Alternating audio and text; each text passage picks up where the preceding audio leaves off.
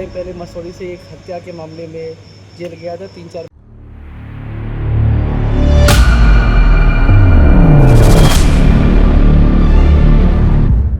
Watch news देख रहे हैं आप, मैं हूं आपके साथ प्रज्ञा। बिहार की राजधानी पटना के मसौड़ी में रेड के दौरान पुलिस मुठभेड़ में कुख्यात अपराधी हैदर को ढेर कर दिया गया, जिसने 2 पुलिसकर्मी एसआई राहुल कुमार एवं संजय कुमार को गोली मारकर घायल कर दिया था।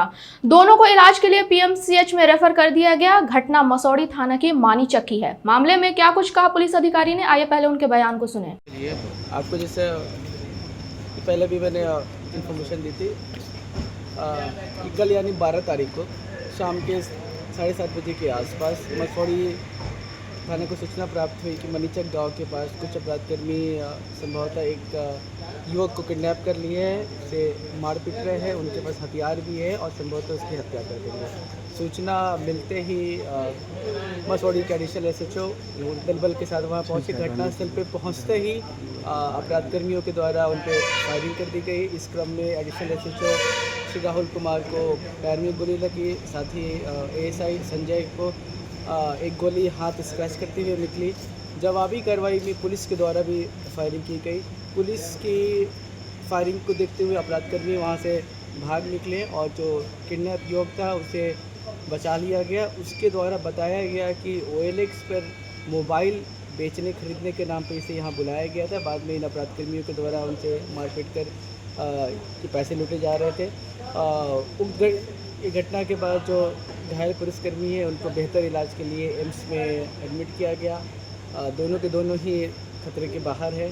और इसके साथ ही यह सूचना मिली कि पुलिस की जवाबी कार्रवाई में एक अपराधकर्मी को भी गोली लगी है। सूचना का सत्यापन किया गया और उसके बाद उन सभी अपराधकर्मियों का रूट ट्रेस किया गया। सबसे पहले ये वहाँ से पुनपुन PHC पहुँचे।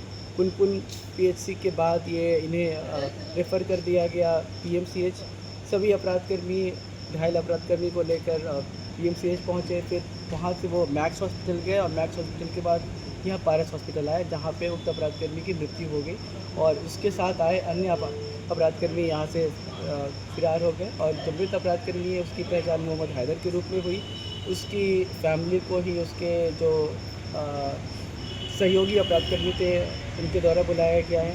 और ये जो मृत अपराधकर्मी है इसका क्रिमिनल हिस्ट्री भी है। अभी कुछ टाइम पहले मसौड़ी से एक हत्या के मामले में जेल गया था, 3-4 महीने पहले ही जेल से निकला था।